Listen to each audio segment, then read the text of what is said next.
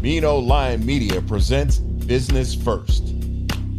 Hi, all, and welcome to a new episode of Business First with Sonia Aline. I am your host, and today we are going to talk about etiquette. It's not a term that's actually been used a lot today, but when you consider what etiquette is, it's polite and public behavior. We have had a lot of discussions around it. And so two of the most recent things I can remember that have been in the news was athlete Sha'Carri Richardson, the phenom who captured our hearts just a couple of months ago, but was denied competition in the Olympics because she had tested positive for marijuana. So recently she just entered a new race, and there was a lot of discussion about how she finished in the race. She finished last. And so there was a lot of discussion around how she showed up and how she presented herself and whether it was appropriate or not. You also might remember Monique making a position about women wearing head bonnets out when they're traveling in airports. And again, there was a lot of discussion on both sides, passionate discussions on both sides. And so our guest who we have today is an expert in the space of etiquette. And for us to have a real discussion about what this means and how it can affect your brand and how it can promote you in business and why it's important. And so we're in this space now where everybody really wants to have free expression. And we're not saying that that's a bad thing, but we do want to look at it today in terms of how it impacts business and how it could impact how people are looking at you. So without further ado, I'd like to welcome Cheryl Robinson to the mic. She is the head and the creator of Protocol International. And so welcome, Cheryl. How are you? I am delighted to be in this space with you, Sonia. Congratulations on this amazing show, and thank you.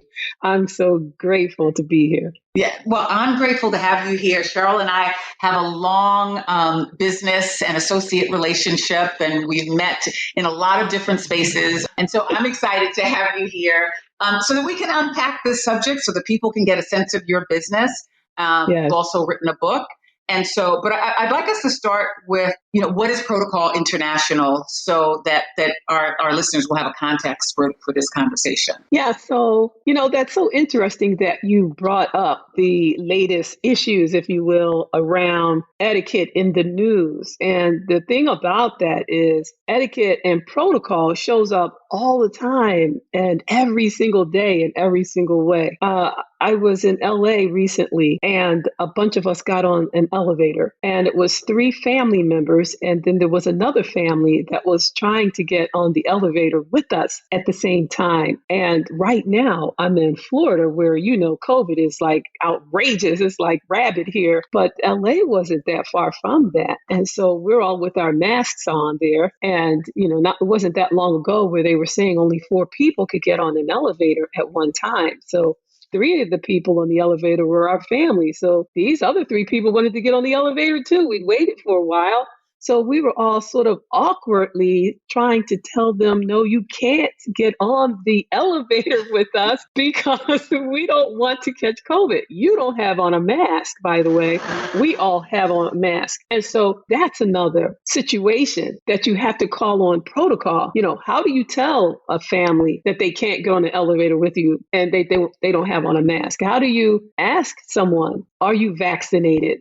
Because you want to understand if they should be in your space at all, or if they should come into your home at all. So how you step on an elevator, how you step on an escalator, how you enter someone's house, all of these things, they're all protocol, they're all etiquette. And so what we do at Protocol International is help people to understand how to be in these situations and how to show up in an amazing way and in a compassionate, empathetic way, understanding the rules of engagement for business, particularly. Now, there's social rules associated with these things as well, but it's incredibly critical when we're talking about business. How do you entertain a client over a meal? That's really important. But how do you entertain a client over a meal during a pandemic? Doesn't that have a whole nother level of, oh my God, what am I supposed to do? How am I supposed to handle this? How do I answer questions? How do I take care of myself? How do I care for my client? And so you need a protocol expert when it comes to understanding these nuances and these dynamics. What do I say? What do I do? How do I handle it? Do you find resistance culturally to this idea that we don't need to be told how to operate, or we don't need to this whole idea of being authentic, that we can just kind of show up however we want to show up? And so do you find there's a lot of resistance culturally? And when you actually have your clients and are working with clients, do you find that there's resistance to some of the things that you might be sharing with them around what might be quote unquote good protocol? Oh, yes. It's my favorite thing to happen in a room when I'm doing training, because often people don't understand that it is important that people get it, that we care about how they feel, about how they see us, about their understanding who we are, and very quickly, because, this is about first impressions, and it's also about confidence, and it's also about trust. So let's talk about trust. This is about, do I trust that you understand how to operate and how to conduct yourself when you're dealing with me? And do we operate by the same rules? And if I see immediately that you operate by the same rules of engagement, then there's an automatic sense of trust that we are coming from the same place and we understand the same rules of engagement about how to be. So now I can skip a few steps. I don't have to take you through certain tests. I don't have to come to some understanding about how you are to behave in certain situations, because we are on the same page about how we're going to show up. So if I'm a client and I understand that you're going to dress a certain way under certain circumstances, then I probably can take for granted that you're going to show up correctly in other situations. And that's why something as what people think is simple as dining, it really helps me to understand that you know the rules of engagement on how to be in a business situation. For example, if you are at a client meal and the waiter comes over and talks to you about what's on the menu, and you never look up at the waiter, you never say thank you, you never give the waiter eye contact, you treat them like a second-class citizen, well, you're telling whoever is at the table with you more about yourself than you could possibly realize, because you're saying, this is how I am with people. This is how I am with people who I may not feel like are on the same level with me. It's not just how you're treating the waiter, it's probably how you treat other people in other circumstances. At least that is the message that you're giving. And so that's why it's so important to understand these nuances around what's protocol and what's etiquette, even when we're talking about dining. So that's the thing about trust. The thing about confidence, when you understand what the rules of engagement are, it gives you such an amazing sense of confidence. You know what the expectation is. You know what they need to see and hear and understand about who you are, what your value proposition is. And once you're clear about that, then you can really pay more attention to the relationship than you need to about how you're looking and what you're saying and how you're standing and all of these things, because you really have that down packed already. And so that's why having an understanding of what protocol and etiquette is, it gives you such a great sense of confidence, and that helps you to really win. Yeah, I love that you talk about trust and confidence, because I don't think people think about that you're always being judged every time you show Yes. up. And particularly when you're getting to know someone in a business meeting, whether it's someone that you're going to be hiring, someone who's going to be hiring you, or someone that you're going to enter into an agreement with, the trust factor Whew. is really the thing that will seal the deal in a lot of Right. ways. And so people really don't understand that. And the confidence piece is also really important. I, had interviewed a lot of people who were very sharp, had done really well, had gone to really good schools, but because of maybe they weren't exposed to a lot of things, really felt uncomfortable in certain social situations that could have helped advance their careers.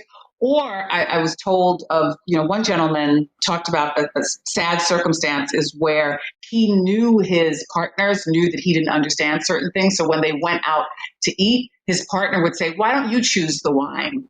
Right? Or he would ask him in front of clients, who's your favorite artist, or what do you think about this painting? And it was a competitive thing going on to try and make this person look bad in front of people. It's a whole nother thing. But I think to your point, in terms of, when you understand the rules of engagement, it does boost your confidence. And it's important for people. What you're saying is it's important for people to take the time out to figure out what these rules are so that they can engage at the level that they can feel comfortable. You know what, Sonia, they don't teach you this in B school, No. And this isn't something that you learn necessarily in high school, so you do have to seek out the professional development aspect of this. And honestly, I got into this business because I felt like I had some lack in this area myself. And so there were rooms I was walking into in my young career where I felt like there's something everybody else in here knows that I don't. And I feel like I'm shortchanged somehow because there's some understanding everybody else has that I didn't get somewhere. And it wasn't my education and it wasn't necessarily my exposure. It was this. And then once I got a little whiff of it, and thanks to Pan American Airlines and my short stint working with them as a flight attendant and ultimately as a first flight attendant, the training that Pan American Airlines gave me, and then the exposure and experience that I got traveling internationally and using the skills that Pan Am gave me, that's when I really realized, wow, this is the secret sauce. And then when I left Pan Am, I had to know more. I had to so I bought every book I could get my hands on. I took every class and I ultimately became certified. Who knew you could get certified in something like protocol and etiquette? I did.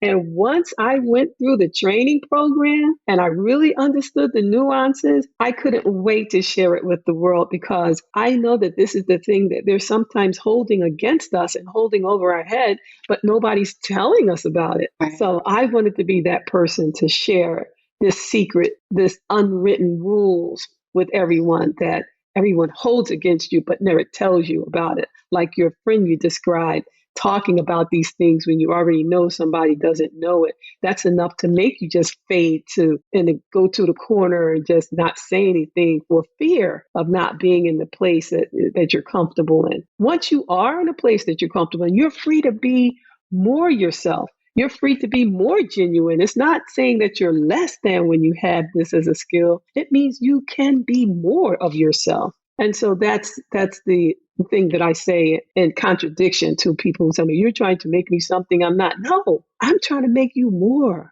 of what you are. And so that's some of the feedback you get. You're trying to mold me into something that I'm not. And so how do you actually get over that with and you're saying that's what clients will sometimes say. How do you get over that with some? It depends on the generation. So Sonia, that, these days, when we were in the office, that is so long ago, we were with 4 generations in one office space. Mm-hmm. So just imagine that you're in a kitchen. Just imagine your own family, Sonia. You're in the kitchen trying to cook a major meal, Thanksgiving, and your daughter is in the kitchen. You're in the kitchen. Your mother's in the kitchen, and your grandmother, all 4 generations in the kitchen trying to make a meal for Thanksgiving. Now, we all have our own ideas about how we prepare this meal. Like somebody's saying, that's too much cheese in the macaroni because, we're trying to watch our diet. And then somebody else is saying, I don't do dairy. And then somebody else is saying, you've been eating dairy all your life. What are you talking about?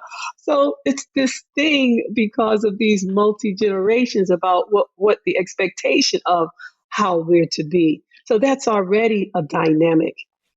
In addition to, what do we say about tattoos? It depends. What do we say about nose rings? It depends. Is it good protocol? Is it bad protocol? Is it etiquette? So it really means that companies, entrepreneurs, presidents, we have to say, what is the protocol of our situation? And we have to be clear so that the people who we're associated with have a clear definition of what the protocol here is so that we don't have these kind of conversations in the locker room or in the cafeteria or over the water cooler. And that's why protocol is so important. Here are our rules. Now, if you choose you want to break them, that's your prerogative, but you also have to understand there are consequences when you don't follow the rules.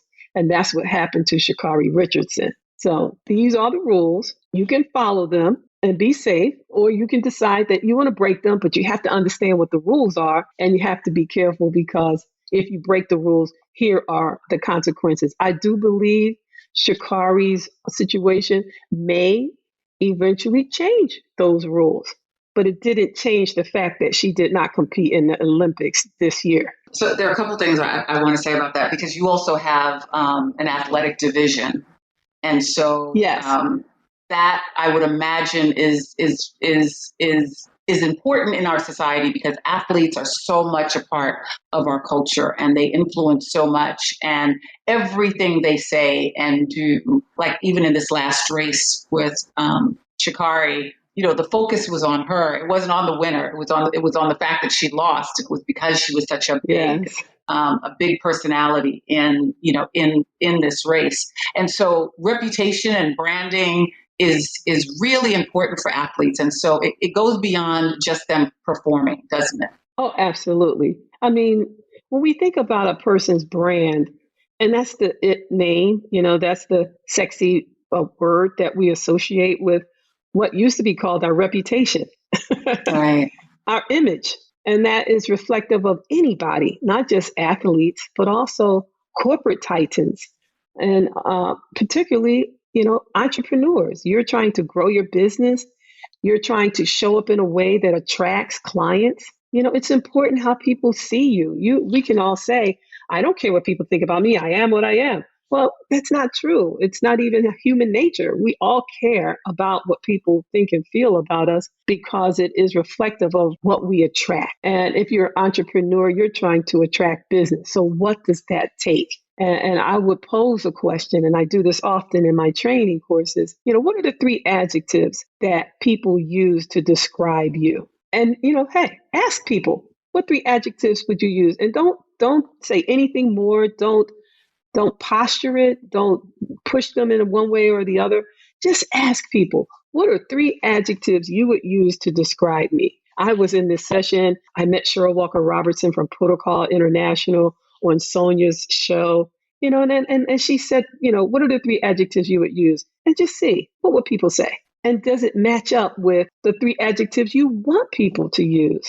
Yeah. And if there's a gap there, then there's work to be done. So if you want your adjectives to be poised, polished, professional, and that's what I live up to, that's what I aspire to. I'm a protocol and etiquette expert. Those are my adjectives. And so I never have to worry about what I'm wearing. I don't worry about how to wear my hair. I don't worry about the words I choose because those are my adjectives. So I never have to consider. I always want to be in that area of poised, polished, and professional.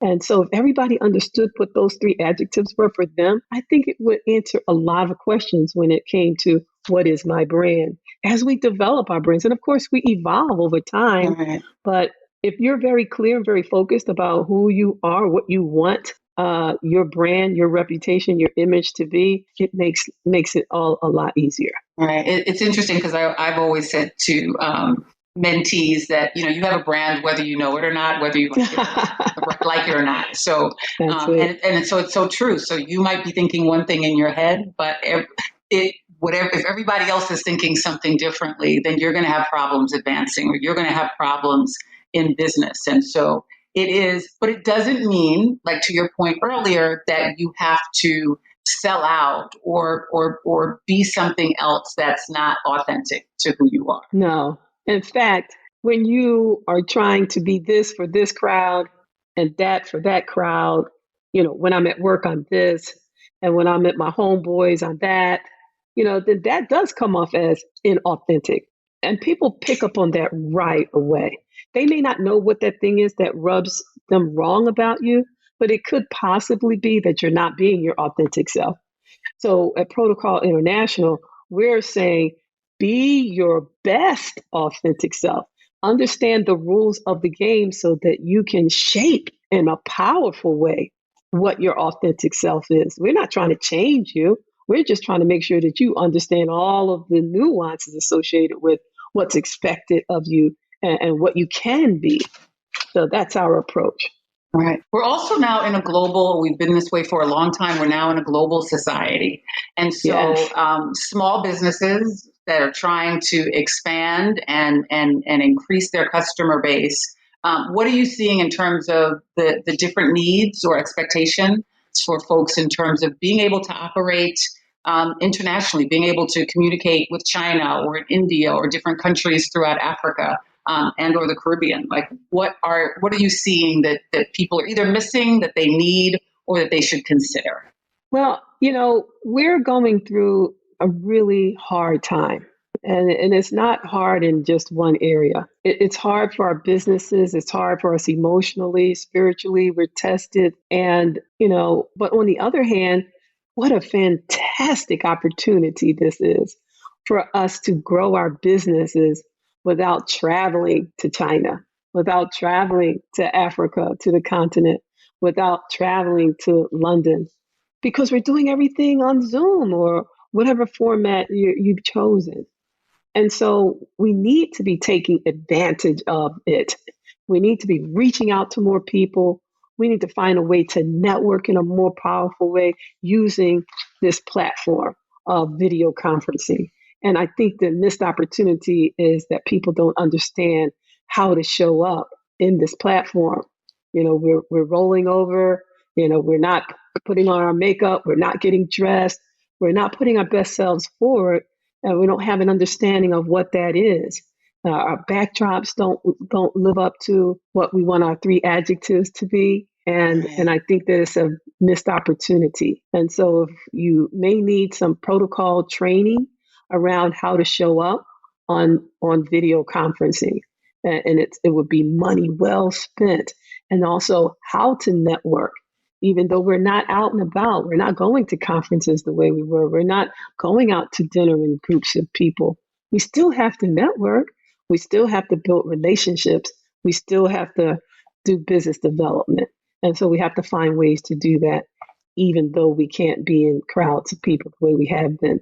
So this is a really great opportunity, I think, especially for those of us who are doing business internationally. Right. And so what you're saying is that every opportunity is an opportunity and not to be lazy with the virtual presence. And, I remember a lot of that, like you said, people kind of rolling out of bed and just not really being present for really important engagements online. So I'm glad you've mentioned that, because we will be doing business. I mean, even when the world fully opens up again, like we will be doing a lot more business virtually. And so we're going to have to understand how to maximize these platforms. Yeah, and we have to take this time to really master that and build our reputation, our images, and our brands and not ruin it. I mean, how many of us have not used this time in the best way? And how many of us have detracted from how we show up? Protocol International is all about how you show up in every way. How do you show up when you're entertaining a client? How do you show up at business meetings? How do you show up when you're traveling internationally? And so now, how are you showing up on video conference calls?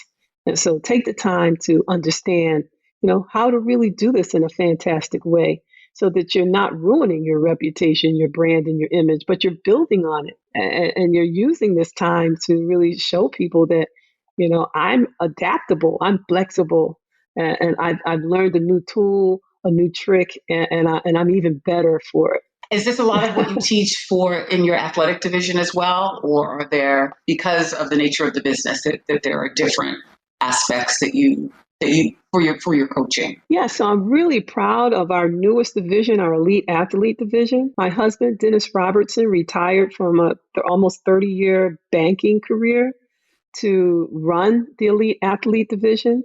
So not only does he do the things I do for entrepreneurs and for corporates and for internationals, he does those very same things for elite athletes, whether they're in high school or whether they're in college or whether they're professional athletes. And so his clients include coaches, trainers, in addition to actual athletes. Our number one client is Kawhi Leonard, who we couldn't be more proud of, the man that he is, on court and off. So we talk a lot about all the coaching that they get on court.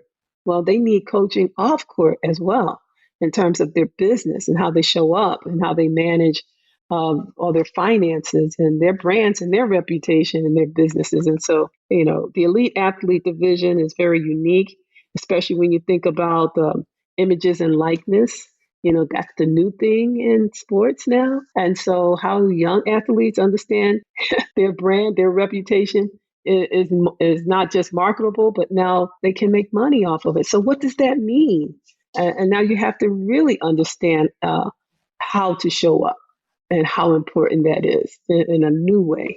So we're really excited about the elite athlete division, as well our corporate division, our international division, our college and universities division. We're excited about all the work that we do, and we just love the results that our clients get from their interaction with us. I love that you are working with students as young as in high school. Yes. The earlier the better, right? For them to understand, because they're already on, a lot of them are already on social media. So they're already, again, whether they know it or not, they're already developing their brand. So tell us a little bit more about the book, Rules of Engagement, How to Win at Dining with Clients and Other Important People.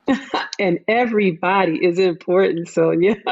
Absolutely. Absolutely. So it's a book. We're a number one bestseller, I'm proud to say. And it's a really fun book. It's a quick read, but it's the book you would read if you know you have to take somebody important out to dinner. And like we said, everybody's important. And it's important whether you're going to be the host or if you're going to be the guest. And it talks about everything in a real granular way. So everything from how you send the invitation out, how you accept an invitation, how to make an RSVP, when you should do that, how to enter a restaurant, what seat you should choose, which seat you should leave for the host, how to order, what not to order, how to excuse yourself from the table, which utensils are yours, and all kinds of, how to make a toast. That's one of those lost arts that really show up so well.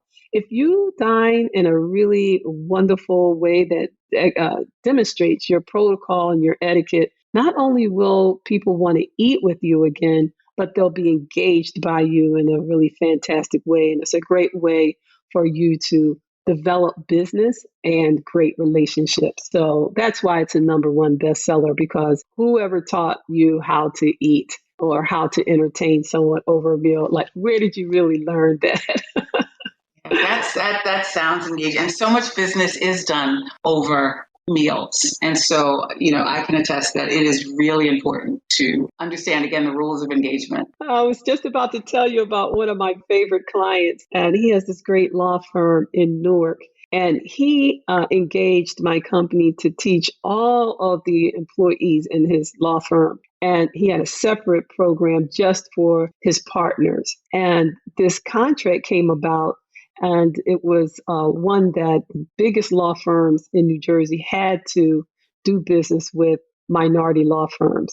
And so this big law firm was doing all these interviews, and he was interviewing all of the law firms, the minority law firms, over a meal. And so he invited my client to dinner, and they had a lovely time. They talked so little about business, but they talked about everything from golf to what school he went to, and, what his hobbies were. He was a great conversationalist, but he certainly knew, which side of the table setting his fork was.